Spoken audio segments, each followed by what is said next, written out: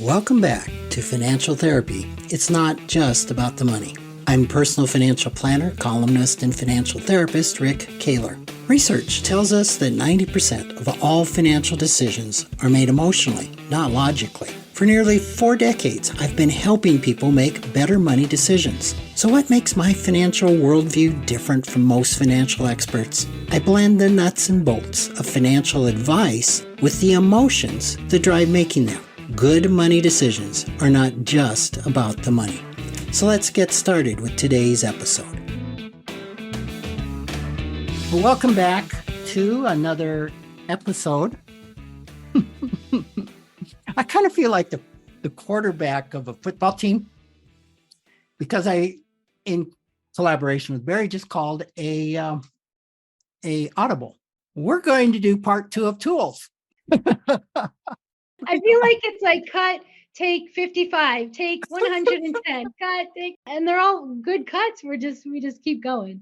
I mean, we only got through 2 tools. They were so impactful.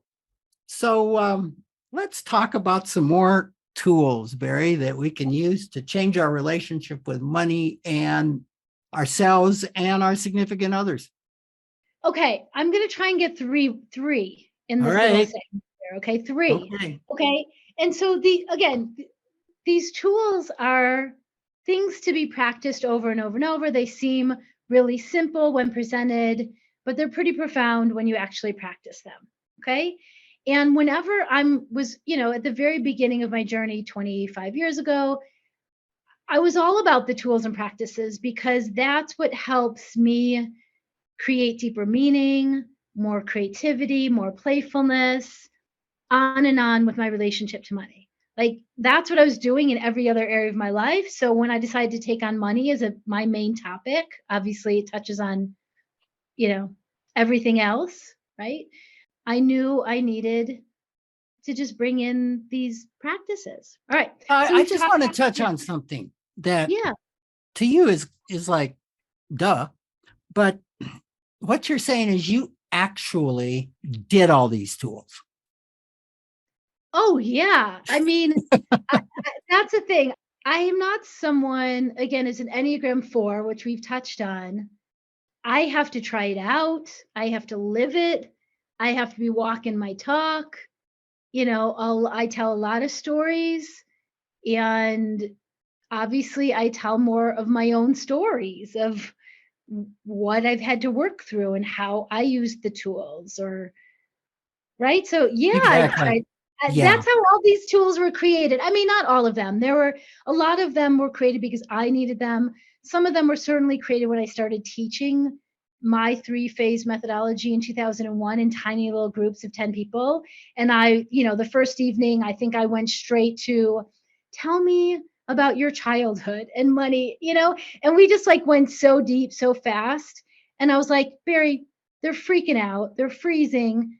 Back up, slow down, bring in the somatic tools, bring in the body check-in, bring it slow it down. So along the way, it's not just what I needed, but as I was teaching, I was seeing and reading the room and seeing what was missing, what I left out, things like that. And so would add tools and practices from what I needed and also what I was seeing the community needed as well. Yeah, by teaching the work. Right. So this kind of ties in to, I think it was our part 2 that we did about the importance of doing our own work.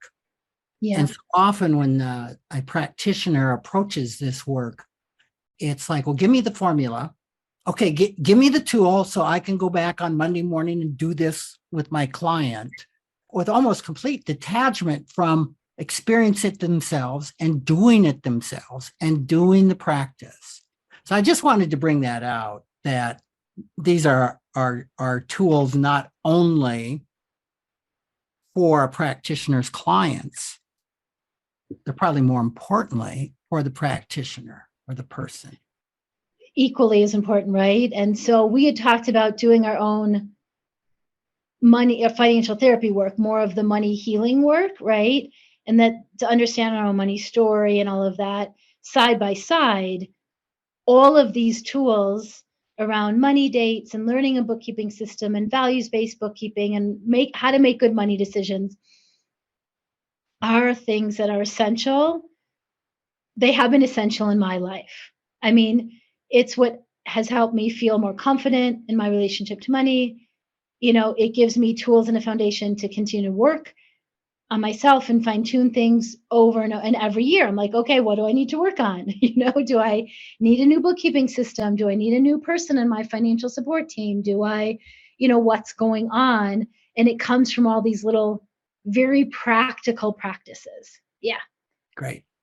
Okay. So this next one, we're going to do briefly, and it's the values-based renaming tool practice. Okay. I've been doing this from day one. Some people love it. Other people like it's not for me, but this was a direct response to everyone was doing values-based investing, 25 years ago that I was seeing. And I wanted values-based bookkeeping. I wanted to be able to look at someone's bookkeeping system and for you to sit down at your own set of books and go, this is me. This is what I'm doing. These are my intentions. I can see my goals. I can see my priorities. I can see what's important to me right here, because there was nothing that was getting me to sit down to do a bookkeeping system, right? And so this is one of the ways that I made it more interesting and creative and more meaningful. So I have people identify what their values are, which is an ever-changing ongoing list, right? Even prioritizing them and renaming your categories in your chart of accounts. So if you're doing your own bookkeeping for your personal finances, right? It's renaming. It's renaming mortgage and rent to home, sanctuary, love shack. I mean, you can get out there, but it's also just renaming it so it feels better, or it really represents the deeper meaning there. You can't get so deep with rent or mortgage, right? But I've had people rename that category and realize like, wow, I'm not living in my sanctuary. I need to move places, right? This is whatever this I'm paying in rent or mortgage. My home does not feel right and good. Something needs to change. I've had people rename debt categories instead of that damn debt, where they're not even looking at the number or coming up with a plan and looking at the finance charges. It's just that damn debt, right? In their mind. So let's take some time. What was going on in your life when you accrued that debt? What did you do with that money? Was it an adventure to Italy? Was it to go back to school? Was it startup costs for your business? Was it a health crisis, right? What was going on? Now, if it was just random consumer addictive spending, that's something, right? But for many people, there's other things going on, right? During that, some kind of life transition. So let's name it. I had an accountant rename some medical debt. His wife had cancer. She made it through all the treatments. She survived. And he renamed that debt to like my wife and the love of my life and our time together. And an accountant who came from such a traditional background, he was really surprised that just renaming a category like that would not just be so meaningful for him, it just would make the whole thing feel so different, right? Yeah, I can just feel energetically the difference between, I'm making the stupid payment on this medical debt to, wow, this was the tool, the debt that is giving me my wife today. Yes. Wow. Yes. Yeah. Right. Or a lighter one of someone, taking a big trip to Italy and realizing it really changed the course of their life in a positive way. And so, someone I really worked with changed its my big Italian adventure. And from there, she looked at the number of the debt. She looked at the finance charges. She was able to come up with a payment plan that felt reasonable to her. And it was simply by renaming that category instead of like, again, I was stupid, I did this thing, or what did it give you? What did it change? What was going on there on a deeper level? Because for me, it's always deeper. There's always deeper stuff. So I can name so many more examples. There's a lot in my book and all of that. This is one little tool to bring to your bookkeeping. People always say, what about my business? My accountant's going to think I'm crazy. And, some people like in their business, they just put a parentheses around whatever, and they add a little value to them. And if they just tell their accountant what they're doing, they'll get it. It's fine. So it's more for personal finances and planning. And that's that. That's one little fun tool. Okay. It can be This fun. was the very first thing I identified you with. Yes. I 30 think people years ago when we first met. I think people sometimes would think like, this is your only trick. Like this is it. There's so much more. This is one teeny one, but for some people, it's really, naming things what words we use is important. Again, what's striking me with this tool and the two that we talked about last segment is that, as you promised in the beginning, the simplicity, yes, and the depth. Yep. Like, how can something like that shift things so deeply? Yeah. So yes. It's cool. Yeah, I'm all about simplicity and depth, right? I name a lot of things that I think are obvious that we just didn't get growing up in small increments. If you go to a financial planner, they don't teach you all these little steps. They just give you this big plan or tell you how to invest. And I'm like, what? What are all the steps before? So here's one more. Here's one, and this is how to make good money decisions. Now, in order to make good money decisions, people come to me at the beginning of my program, they'll be like, I don't know if I can afford this, right? They don't know what their numbers are. They don't know, right? They don't know what their numbers are. So they don't know how to make a good money decision. And that's something that haunts a lot of people. I don't know how to make good money decisions. And so here's another simple tool, or there's a few of the tools I've already shared are going to go in how to make a good money decision, right? So number one, how to make a good money decision is that I do body check-ins for everything. Now, it doesn't mean you're going to go online shopping and check in with your body and go, oh yeah, I want it. Like, I'm going to, and then, buy. Sometimes when you do a body check-in, you may need to say, pause, or set up a rule. Like I'm going to give myself a few hours break before I make a decision, or I'm going to give myself 24 hours, right? Or I'm going to check in. Am I hungry? Am I tired? Am I thirsty? Angry, right? lonely. Angry. The HALT method right. From the 12-step program, right? It's a great thing to ask yourself in those moments. Also, in my second phase of money practices, you do have to know your numbers. So whether that's someone doing your bookkeeping for you, right? I have a bookkeeper for my business. It's learning a bookkeeping system for yourself, right? So I am going to a whole other step, and then I'll come back to this tool and practice around how to make good money decisions. But in order to make good money decisions, you have to know your numbers. You do. So whatever your thing is, pen and paper, spreadsheets. My husband is loving Tiller HQ right now. QuickBooks, YNAB, Quicken, whatever your thing is, you have to know your numbers. Now, this was bookkeeping for a while, was a practice that I did every day. I would go out in the world, I would save my receipts, I would put them in one of those old cigarette cases and bring them home, and then sit down in front of my QuickBooks, have a money date, light my candles, do the whole thing, and just 5-10 minutes a day, enter in where I spent money, how much came in, what's coming in, what's going out. And that was a practice for me that I did for years. And I'm not as dogmatic that everyone has to do their own bookkeeping, but I will tell you, I learned so much about my own relationship to money. Yeah. The amount of awareness and mindfulness that I was able to bring to my patterns, habits, unconscious patterns from practicing bookkeeping, and my husband used to call it a meditation too. That's the only way he would do bookkeeping, is if he saw it as a meditation, right? Because it's not fun really, but you set the timer, you light your candles, you get out your chocolate, you do it for 30 minutes, right? At a time. And it sure raises your awareness as opposed to somebody else doing your books for you. Yeah. I don't even know if I'm right about this, but it's kind of like maybe the difference between reading a book on how to golf and getting out and golfing. Good metaphor, even though I'm not into golf, but yes, I'm not either. Oh, study. Okay. So, right, you see, like, yes, it's another practice.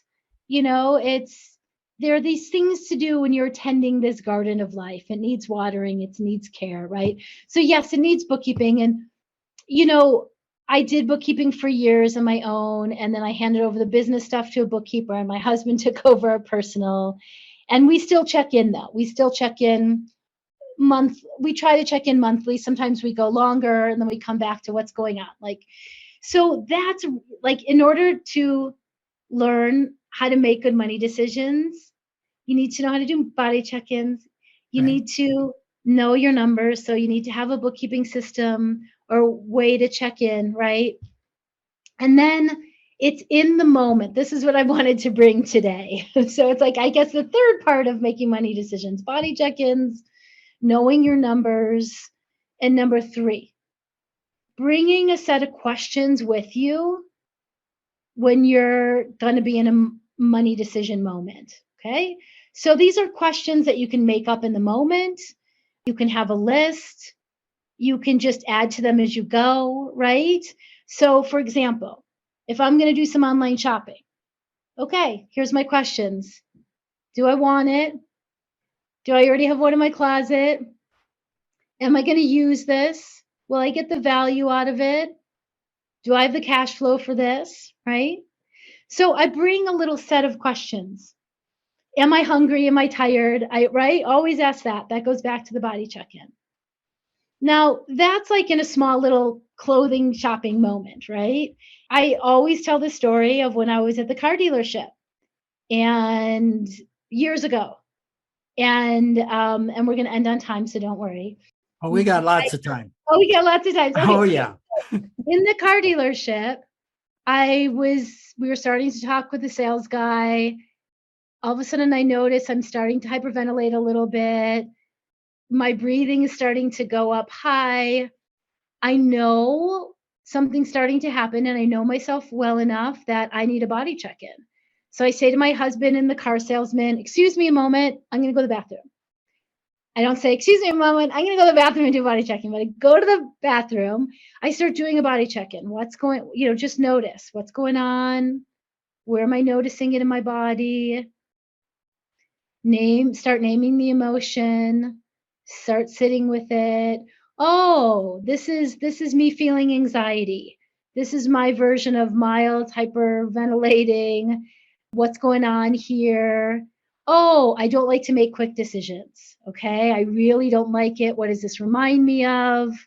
Okay. So I sat in the bathroom for a few moments, noticing, feeling, naming, sitting with the emotion, right? What does it remind me of? And then from there, I said, okay, well, what do I need next? I need to have a little money date with my husband in the car dealership. So I leave the bathroom. I tell my husband we need to have a money date. The car guy goes, okay, I'll leave you in the room. I'll be back in about 20 minutes. We have a money date. And we bring a set of questions that we kind of made up in the moment. So, is this car purchase in alignment with our values? Yeah, it was an electric car, right? It was something my husband had wanted since he was a kid. Do we have the cash flow for this? Yes, we have the down payment. The monthly payment will be easy. Is this going to impact our longer term goal of buying a home? At the time, we hadn't bought a home. We didn't think it would. So we asked a series of questions for that moment, right? We made the best decision that we could. We decided to get the car. And this was after a year of my husband was researching this car, and right, it wasn't. Okay. And then afterwards, you do a debriefing. How did that go? Was it a good decision? Would I do it different next time? Right? But you see in that moment, there's the body check-in, there's the money date, there's the questions to bring to help you make a good money decision in the moment. And then there's the body check-in debriefing afterwards. Yeah, and in doing that, by you being so aware, okay, I need to go do a check-in. By not listening to that and the anxiety building and the problems that could have caused unnamed between you and your husband. Yep. And what's wrong with you? We've talked about this. And even though it's a decision that in the end of the day, you are completely on board with, it was the anxiety was there for a reason, and giving you the space to go through and to check those boxes Yeah. Like, yes, this is good. I mean, I'm just imagining a completely different outcome as the two of you are driving home in this car. Had you doing this and had you not done this? I could have been furious that he was making me do something I didn't want to do. Right? We can imagine it, right? I could be really pissed. I wasn't on board. I could be screaming, yelling. I could be, like so many different things, right? Right. So it's a culmination of a few different tools and practices that I bring to many, many different moments and scenarios. And the tool that I was trying to mention was bring a set of questions. Yes. When you're going to make a money purchase, I'll tell one last story, and we're going to get to 2 tools and not 3, and that's fine. There's a lot in that one, right? So we really overpromise, don't we? I know we keep overpromising. Well, I worked with someone who went to the Apple store with the intention that she was going to buy the mid-range new computer, right? The mid-range price point computer. And she got in there, and of course she started working with a sales guy, and he was telling her all the features of all the different ones, and then she wanted the most pricey one. And so she had to tell the sales guy, you know what, give me a moment, I'll be back. And she had to take herself to her car to do a body check-in and check in what was going on. What did it remind herself of? Oh, I'm back in my teenager. And my God, does my teenager want what it wants, and wants the nicest and the most expensive? And, but I went in already like committing to the midpoint, so she had to do all this work with herself in the car. And then she wound up going back and got the mid price point one, and was very satisfied and happy. But her teenager needed to have a moment and have a say, and let her know and all of that. And she needed to reassure her teenager self, and right. And so that's just another version of how that can play out. Yeah. So, Bari, I'm kind of taken, as you know, my new next big thing. That sounds so transient, but is internal family systems. And I'm just so taken how this is all baked in one form or a fashion to that process. So, for example, it's a very slow process, and finding out the body scan, what's going on in your body right now, is so important. And any images and feelings and feeling sensations is all a part of that process. And what really hit me was going out and getting in touch with this teenager in IFS that could be an XL, it could be what's called a manager. It doesn't really matter, but it's a part of us. And you said it, that needs to have their moment. Yeah. It needs to have a moment to connect with, in IFS speak, self, to say, this is what's going on for me. Yeah. This is what happened back then. This is why it's important. Yeah. And to be received in compassion. Now, you didn't say that, but you emoted it. Yeah. Like she didn't go out and then beat the teenager. No. Right? No. I could hear the compassion, like, yes, I get you. Yes, of course. Yep. Yes, I understand your story. Yep. And the heart feeling really seen and heard. Yeah. And then she could go back in and execute on the plan. Well, I love that I'm already doing this work that is your newest love. And, I'm sure there's a lot of training that I got from my graduate program, and, that is in that work as well. I mean, we did family system work to some degree. We did go back and scoop up your younger parts and selves and bring them with you. And, there's a lot of that. There's a lot of going back to younger selves and honoring who they were and what they needed and what they got or did not get. And and what declarations were made at that time, with that's another conversation and so on. So yes, I love that it's all baked in there in these stories that I Yeah, was sharing. Yeah. it so much is. And I'll just say that in my study of IFS, it just so dovetails with about everything that I have learned in psychology and Enneagram and all the things that I've done. There's very few places where I would go, I don't know that. Yeah, it's really disagrees with this or that. There's some nuances where it does. Yeah. So here to summarize how to make really great money decisions, it's do the body check-in, which was the first tool we talked about last segment. Yeah. Know your numbers. Yeah. So, and of course that goes with what we just talked about in making our numbers approachable and meaningful to us. Yes.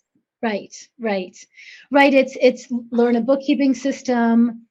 When you're setting up the system, rename the categories, with new names that are more of your values, adding more meaning in that way. And then there's more steps in there, obviously, of learning cash flow patterns and, all of that. And then continue. And then after body check-in, know your numbers. The questions. Bring your questions, a couple of questions. And that's a list of questions that I'm guessing you could have them written down or pull them out, but it's some touchstones. Yes. That you have worked out that are in alignment with your values. Or, I used to run into Bed Bath & Beyond, and I would go in like with one or two things on my list, and then like suddenly I wanted everything, And so it was like, okay, just stay the course. There's going to be, all these flashy, shiny things, but I came in here for these two things. And sometimes I would make it out with just those two things. And sometimes I would make it out with one more thing or, and then we'd talk about it afterwards, me and myself. Right. But just, questions for small, medium, large money moments and decisions as touchstones. Yes. Absolutely. Can just keep us so focused. And I like the idea of adding halt to it. And yes. Adding halts. And then afterwards, always, again, another body check-in to debrief. How did that go? What did you learn? What would you do different next time? What you're talking about, Bari, is really being conscious about our money decisions. Yeah. And not just words, right? Oh, we need to be aware. Okay, great. Next. Really, these are tools to put that into practice. They're answering okay, so how? How do I become aware? Right? Yes. Yeah. See, I'm a Capricorn. Okay. So, and I'm not so much into astrology. I'm a little bit, but the thing about a Capricorn is that we're tried and true. We test things over and over. We are the goats going up the mountain trail. We are in it for the long haul, slow and steady. And I just need really practical steps and tools along the way. And then I need that depth as well. But I'm going to give you all those little steps, not going to give you every single step. There's tons of things I leave out that I teach the foundation. Here's the steps, but you need to do them in your own way. That makes sense for you based on your personality and style. Well, get Bari's book because there's even more. We didn't get to the third one. So thank you, Bari, so much for joining me. You are a wealth, just of information, but just being, and just everything you bring is just so rich. So I really appreciate you taking the time to share this with everybody. And we may be back to get to the part we didn't get to.